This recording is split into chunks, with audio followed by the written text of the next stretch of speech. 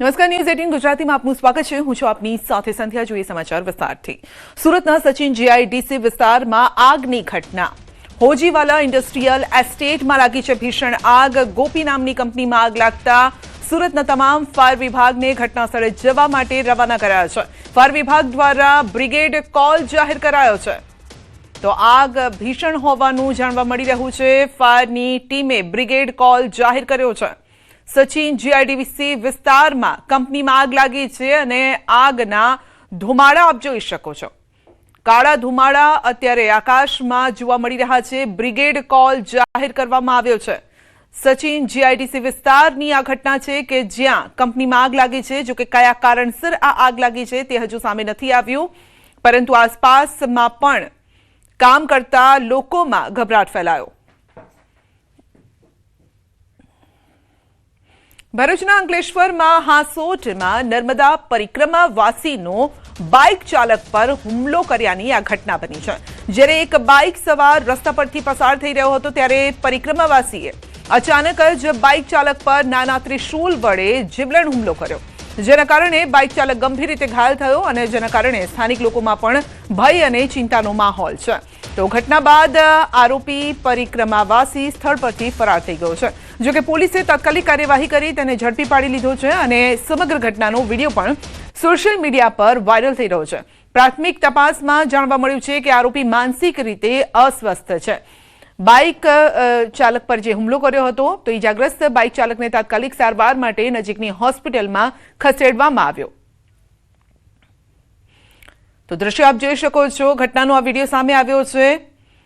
જે વ્યક્તિ માર મારી રહ્યો છે તે પરિક્રમા કરી રહ્યો હતો, પરંતુ તેણે બાઇક ચાલક પર અચાનક જ હુમલો કરી દીધો। કારણ એવું જાણવા મળ્યું છે કે જે હુમલો કરી રહ્યો છે તે વ્યક્તિ માનસિક રીતે અસ્વસ્થ છે। તો જેના પર હુમલો કરાયો છે બાઇક ચાલક હાલ હોસ્પિટલમાં સારવાર હેઠળ છે। તો ત્યાં ઉપસ્થિત કોઈ વ્યક્તિએ આ વિડીયો પોતાના મોબાઈલમાં કેપ્ચર કર્યો હતો અને તે સમયના આ દ્રશ્યો છે।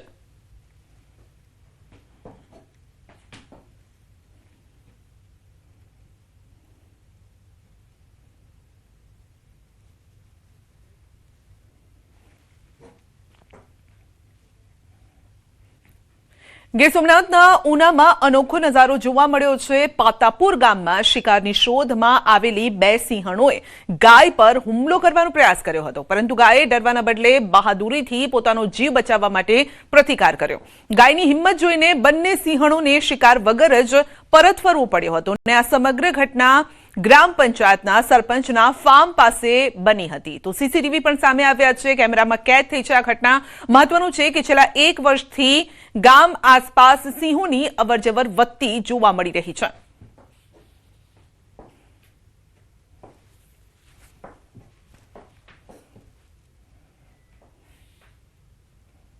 અને વાત કરીશું સ્થાનિક સ્વરાજ્યની ચૂંટણીની।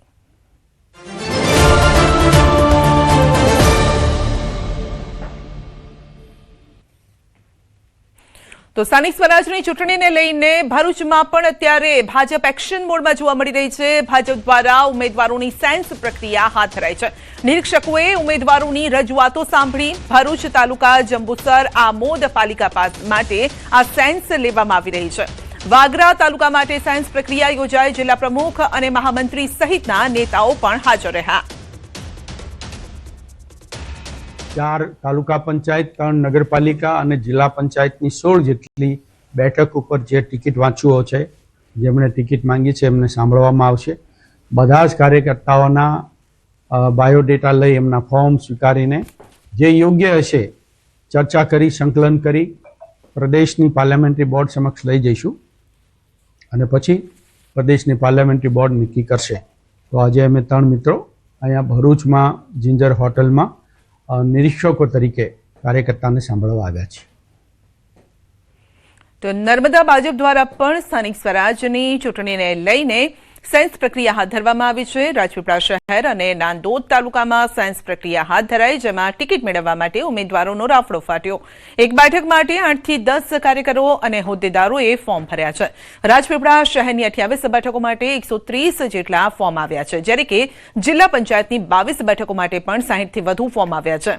6 તાલુકાની 90 બેઠક માટે 200થી વધુ ફોર્મ ભરાયા છે. જિલ્લામાં 3 દિવસ ચાલશે ભાજપ દ્વારા સેન્સ પ્રક્રિયા. નિરીક્ષક અને પ્રદેશ ઉપપ્રમુખ જયદ્રથસિંહ પરમારની ઉપસ્થિતિમાં યોજાય છે સેન્સ પ્રક્રિયા.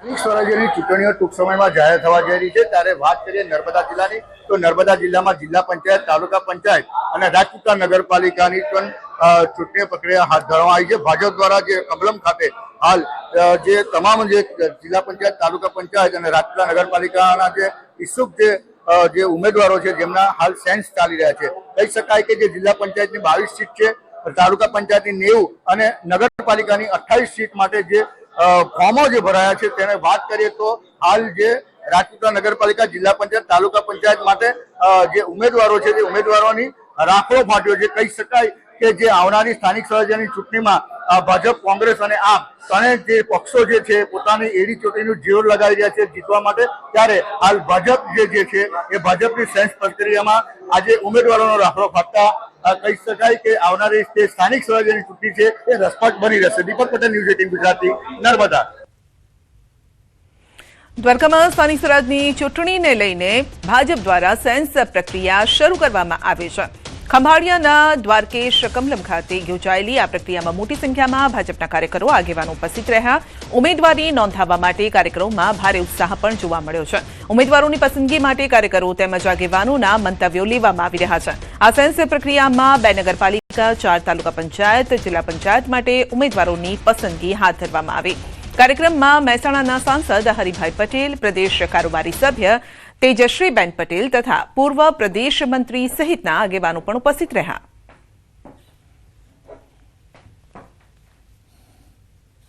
તો આગામી સ્થાનિક સ્વરાજની ચૂંટણીને લઈને રાજકીય ગતિવિધિઓ તેજ થઈ ગઈ છે. ટિકિટ મેળવવા માટે ઉમેદવારોમાં ભારે ઉત્સાહ પણ જોવા મળી રહ્યો છે. મહેસાણા મનપાની ચૂંટણી પહેલા માહોલ જામ્યો છે. ભાજપની ટિકિટ માટે ફોર્મ લેવા માટે લાઈન લાગી હોય તેવા દ્રશ્યો પણ સામે આવ્યા. ભાજપ દ્વારા ઉમેદવારી માટે ફોર્મ વિતરણ કરાયું ને જેમાં ફોર્મ લેવા લોકોની લાઈન લાગેલી જોવા મળી. સ્થાનિક સ્વરાજની ચૂંટણીને લઈને ભાજપ એક્શન મોડમાં છે. સુરત મનપાના વોર્ડ 1 થી 12 ની સેન્સ પ્રક્રિયા શરૂ કરાઈ. ઉધનાના ભાજપ કાર્યાલયમાં હાથ ધરાઈ સેન્સ પ્રક્રિયા. અલગ અલગ વોર્ડના દાવેદારોને સાંભળવામાં આવ્યા. આજે સુરતમાં આવનારા ઇલેક્શનને ધ્યાનમાં રાખીને 4 ટીમની અંદર કુલ 12 નિરીક્ષકો 1 થી 12 વોર્ડના કાર્યકર્તાઓને સાંભળવા માટે સુરત આવ્યા છે.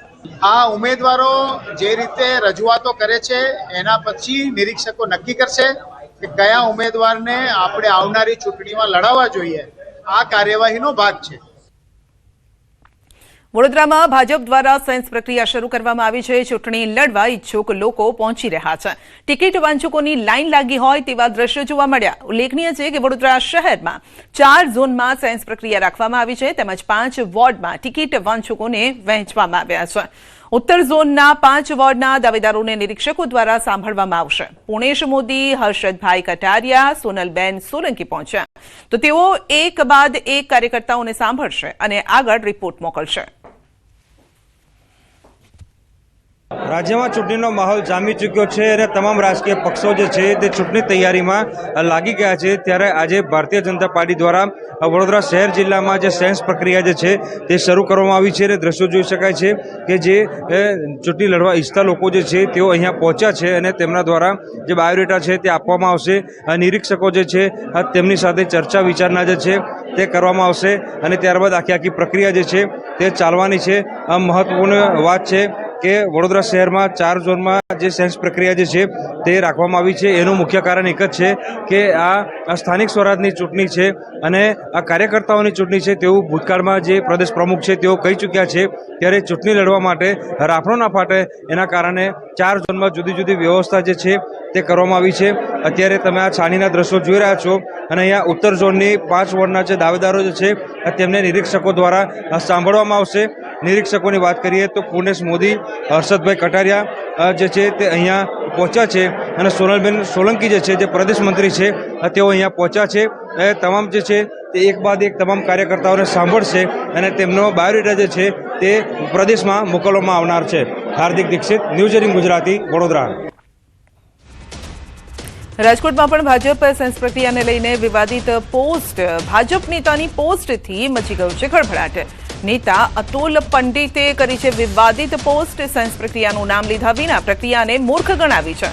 આજે કેટલાક મૂર્ખ બનશે અને કેટલાક મૂર્ખ બનાવશે તેવું લખ્યું છે. વધુ અપડેટ મેળવીશું સંવાદદાતા અંકિત પાસેથી. જી અંકિત, આ વ્યક્તિ કોણ છે અને આ પ્રકારની જે પોસ્ટ કરવામાં આવી છે તેને લઈને શું અત્યારે ચર્ચા ચાલી રહી છે? ચોક્કસથી સંધ્યા, વાત કરવામાં આવે તો રાજકોટ શહેર ભારતીય જનતા પાર્ટી દ્વારા આજરોજ 12 વોર્ડની જે છે તે સેન્સ લેવામાં આવશે, તેમજ આવતીકાલે અન્ય 6 વોર્ડના જે વોર્ડમાંથી ચૂંટણી લડવા ઈચ્છનારા જે કાર્યકર્તાઓ છે તેમની સેન્સ લેવામાં આવશે અને કુલ 9 જેટલા નિરીક્ષકો છે તે પ્રદેશ ભાજપ કાર્યાલય ખાતેથી મોકલવામાં આવ્યા છે. અને તે પૂર્વે જ ખાસ કરીને જે પોસ્ટ મૂકવામાં આવી છે તે રાજકોટ ભારતીય જનતા પાર્ટીના ફીડ ગણાતા નેતા અને શિક્ષણ સમિતિના પૂર્વ ચેરમેન અતુલ પંડિત દ્વારા છે તે મૂકવામાં આવી છે. રાત્રિના 34 કલાક આસપાસ અતુલ પંડિત દ્વારા પોસ્ટ મૂકવામાં આવી છે અને પોસ્ટની અંદર સેન્સ પ્રક્રિયાનું નામ લીધા વગર સમગ્ર પ્રક્રિયાને તેઓએ મૂર્ખ ગણાવી છે. પોતાની પોસ્ટમાં તેમણે લખ્યું છે કે આજે કેટલાક મૂર્ખ બનશે અને કેટલાક મૂર્ખ બનાવશે, આપનું જીવન મંગલમય રહો. આ પ્રકારની વિવાદિત પોસ્ટ છે તે મૂકવામાં આવી છે. ત્યારે સમગ્ર મામલે ન્યૂઝ 18 ગુજરાતી દ્વારા રાજકોટ શહેર ભાજપ અધ્યક્ષ માધવ દવેની પણ પ્રતિક્રિયા મેળવવાનો પ્રયાસ કર્યો હતો અને માધવ દવે દ્વારા આ વિવાદિત પોસ્ટને લઈને અતુલ પંડિતનો ખુલાસો પૂછવામાં આવશે તેવું પણ નિવેદન આપવામાં આવ્યું છે. નહીં તો અતુલભાઈને પૂછ્યું, તેમનું શું કહેવું છે? તેઓ નારાજ છે કે આ પ્રકારની પોસ્ટ કરવા પાછળનું કારણ શું? જી ચોક્કસ, હજુ સુધી કોઈ સત્તાવાર પ્રતિક્રિયા છે તે અતુલ પંડિત તરફથી સામે નથી આવી. ચોક્કસથી ન્યૂઝ 18 ગુજરાતી દ્વારા તેમનો ટેલિફોનિક છે તે સંપર્ક સાધવામાં આવ્યો હતો. ન્યૂઝ 18 ગુજરાતી દ્વારા સતત તેમની પ્રતિક્રિયા મેળવવાનો પણ પ્રયાસ કરવામાં આવી રહ્યો છે, પરંતુ હજુ સુધી તેમને મીડિયાનો ફોન રિસીવ નથી કર્યો. ચોક્કસથી તેમના તરફથી કોઈ પ્રતિક્રિયા આવશે તો પણ ન્યૂઝ 18 ગુજરાતી દ્વારા તે પણ પ્રસારિત કરવામાં આવશે. જી સંધ્યા. જી, આપનો આભાર. તો રાજકોટ મહાનગરપાલિકાની ચૂંટણીને લઈને ભાજપ સજ્જ છે. શહેર ભાજપ કાર્યાલય ખાતે ચૂંટણી લડવા ઈચ્છુક ઉમેદવારોના ધામા. પૂર્વ મેયર નયનાબેન પેઢડિયાએ નોંધાવી છે દાવેદારી. નયનાબેન પેઢડિયાએ વોર્ડ નંબર 4 માંથી દાવેદારી નોંધાવી છે. નિરીક્ષકો સમક્ષ પોતાની દાવેદારી રજૂ કરી છે. નયનાબેન પેઢડિયાના પતિ દ્વારા કરવામાં આવી રહેલા ગેરકાયદેસર બાંધકામ મામલે તેઓ વિવાદમાં આવ્યા હતા.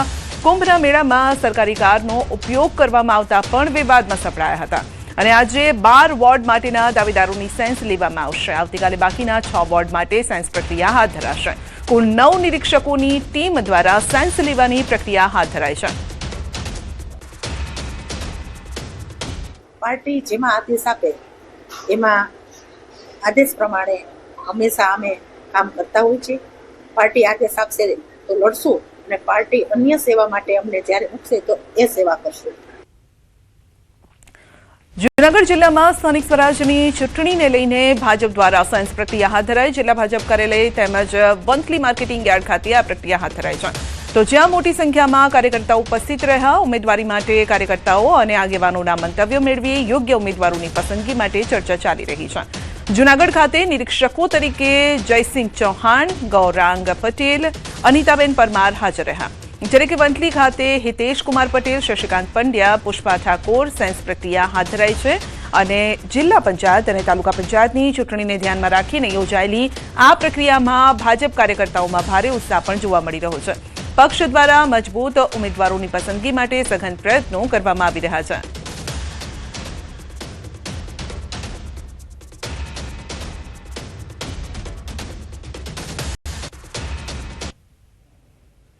આણંદ જિલ્લામાં સ્થાનિક સ્વરાજની ચૂંટણીને લઈને રાજકીય હલચલ અત્યારે તેજ બની છે. જિલ્લા પંચાયત અને તાલુકા પંચાયતોની આવનારી ચૂંટણીને ધ્યાનમાં રાખીને ભારતીય જનતા પાર્ટીએ તૈયારી શરૂ કરી છે. વિદ્યાનગર સ્થિત કમલમ કાર્યાલય ખાતે ઈચ્છુક ઉમેદવારો માટે સેન્સ પ્રક્રિયા હાથ ધરાઈ, જ્યાં નિરીક્ષકો દાવેદારો સાથે રૂબરૂ મળી અને તેમની રજૂઆત સાંભળી રહ્યા છે. તો ચૂંટણી જાહેર થાય તે પહેલા જ ટિકિટ માટે દાવેદારોનો મેળો જામતા રાજકીય ગરમાવો પણ વધ્યો છે. સેન્સની પ્રક્રિયા વિદ્યાનગર ખાતે લોકશાહી ઢબે ભારતીય જનતા પાર્ટી દર વખતે લે છે. તે સેન્સના ભાગરૂપે આજે અમે રોનકભાઈના સપોર્ટમાં આવેલા છે. પાર્ટી રોનકભાઈને મેન્ડેટ આપે કે ના આપે જે પણ ઉમેદવારને પાર્ટી કોર્પોરેટર તરીકે ટિકિટ આપશે તેના સપોર્ટમાં અમે સંપૂર્ણ સાથ સહકાર આપીશું. બુલેટિનમાં આગળ વધીશું નાનકડા બ્રેક બાદ.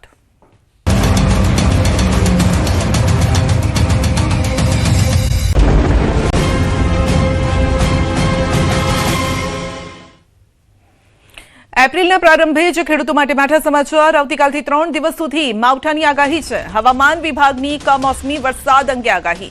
2 થી 4 એપ્રિલ સુધી રાજ્યમાં થઈ શકે છે માવઠું. રાજ્યના ઘણા ભાગોમાં માવઠાનો ખતરો છે. 30 થી 40 કિલોમીટરની ઝડપે ફૂંકાઈ શકે છે પવન. તેજ પવન, થંડરસ્ટોર્મ એક્ટિવિટી સાથે થશે માવઠું. 2 અને 3 એપ્રિલે પવનની ગતિ વધુ રહી શકે છે. 4 એપ્રિલે ફક્ત હળવો વરસાદ થઈ શકે છે. સૌરાષ્ટ્ર, કચ્છ, ઉત્તર ગુજરાતના ભાગો માટે આગાહી છે. વેસ્ટર્ન ડિસ્ટર્બન્સ સક્રિય થતા વરસાદ થઈ શકે છે. 2 अप्रैल, 3 अप्रैल, 4 अप्रैल इसमें हल्की से मध्यम बारिश हम एक्सपेक्ट कर सकते हैं सौराष्ट्र कच्छ में और गुजरात रीजन दोनों में. इसके साथ ही अगर थंडरस्टॉर्म देखें तो झोंकों के साथ और तड़ित के साथ 30 से 40 किलोमीटर की हवा के साथ झोंकों के साथ उम्मीद है कि थंडरस्टॉर्म रहेगा. और आइसोलेटेड प्लेसेस में 31 को और 2 और 3 अप्रैल को. 4 तारीख को हम सिर्फ रेनफॉल एक्सपेक्ट कर रहे हैं. તો વાતાવરણમાં પલટાને લઈને હવામાન નિષ્ણાત અંબાલાલ પટેલની પણ આગાહી છે કે આગામી 20 દિવસ ગુજરાત સહિત દેશ માટે આકરા છે. અનેક ભાગોમાં આંધી તોફાન આવી શકે છે. 60 થી 70 કિલોમીટરની ઝડપે પવન ફૂંકાશે. દેશના ઉત્તરીય ભાગોમાં મજબૂત પશ્ચિમી વિક્ષેપ આવશે. ઉત્તરના ટોચના ભાગો પંજાબ, હરિયાણા, રાજસ્થાન સુધી અસર રહેશે. ઉત્તર ગુજરાતના ભાગોમાં મજબૂત સિસ્ટમ આવશે. કાચા મકાનના છાપરા ઉડી જાય તેવી પવનની ગતિ હશે.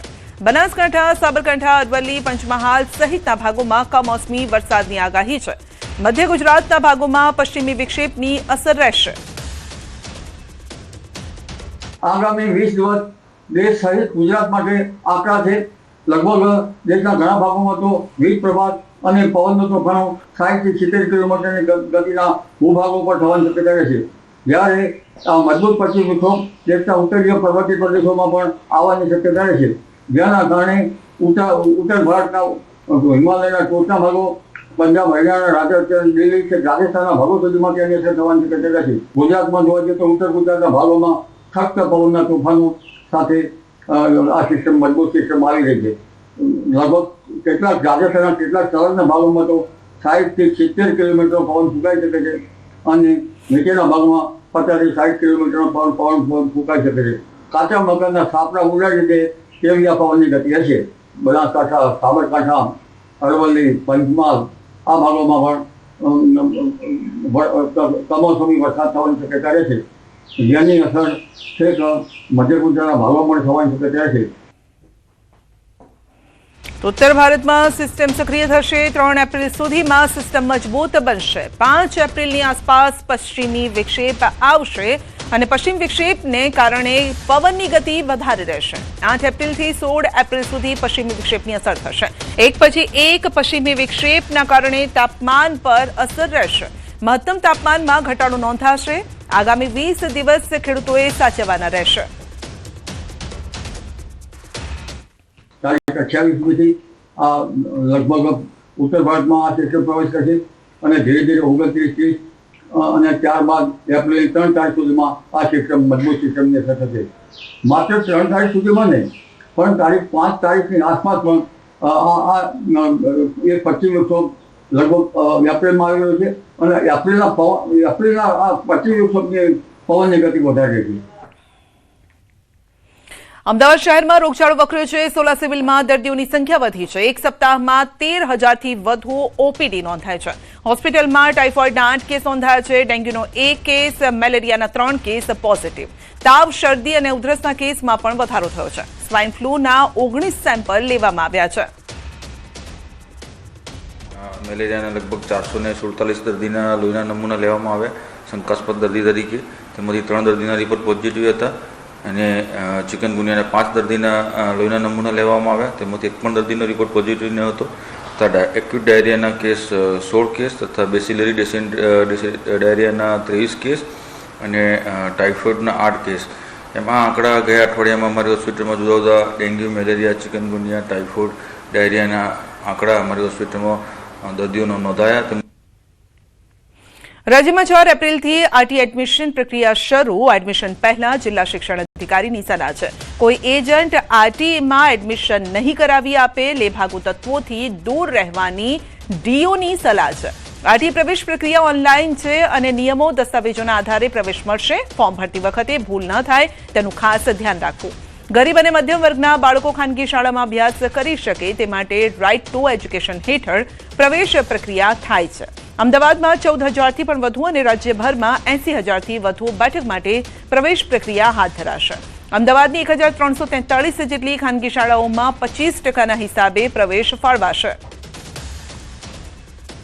2 મહત્વની બાબતો જણાવીશ. એક તો સાયબર કાફેમાં ક્યાંય પણ ફોર્મ ભરવામાં આવે તો આ પ્રક્રિયા ઓનલાઈન થાય છે. એડમિશનમાં કોઈ પણ વ્યક્તિ આમાં દાવો કરે કે તમને હું પ્રવેશ અપાવી દઈશ તો એવો પ્રવેશ કોઈ અપાવી શકતું નથી.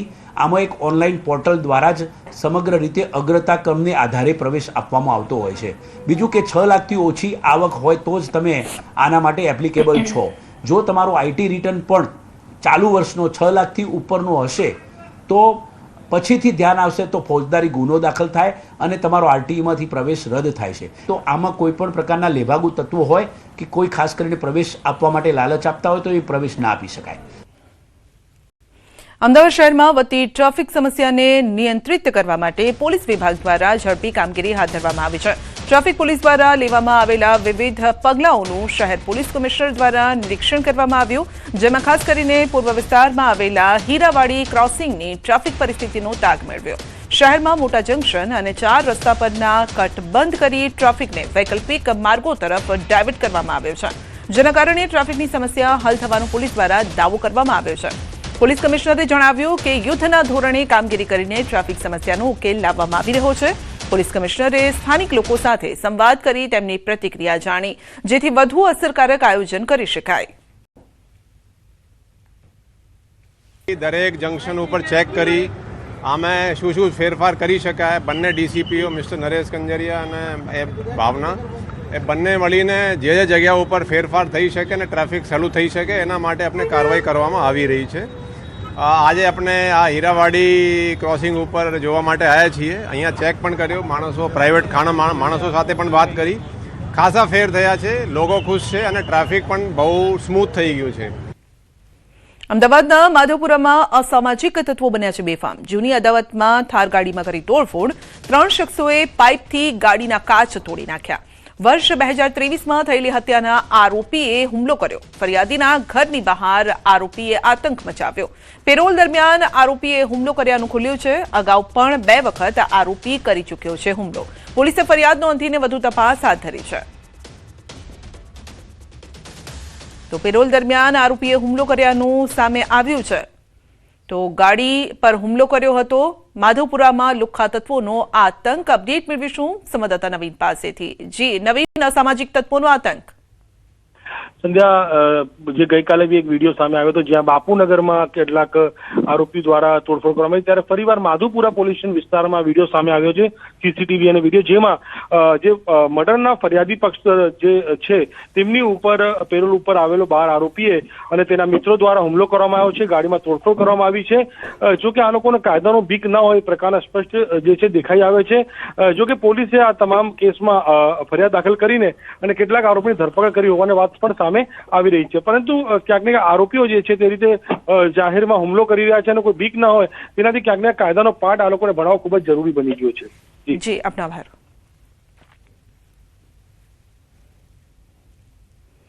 વડોદરાના લક્ષ્મીપુરા વિસ્તારમાં દાદાગીરી કરતા માથાભારે આરોપીને પોલીસે કાયદાનો પાઠ ભણાવ્યો છે.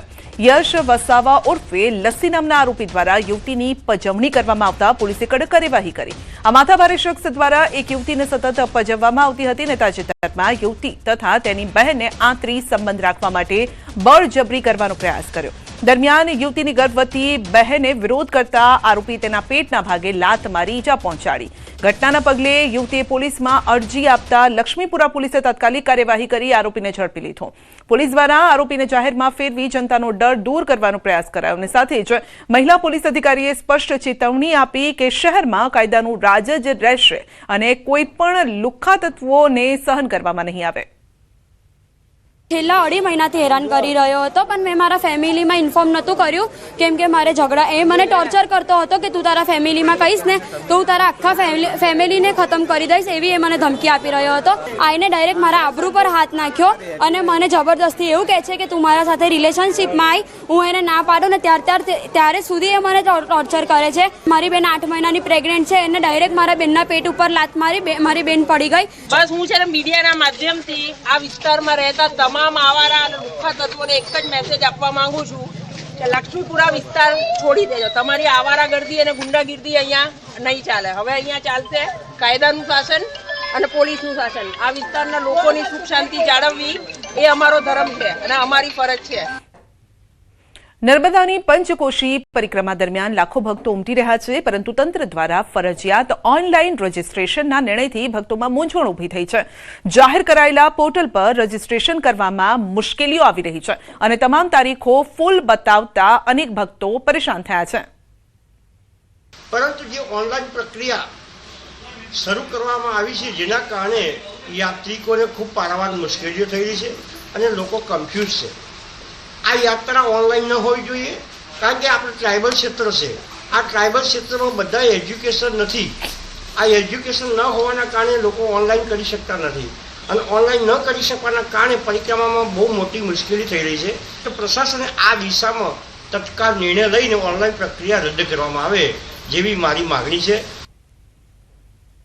બુલેટિનમાં બસ આટલું જ. રજા આપશો. નમસ્કાર.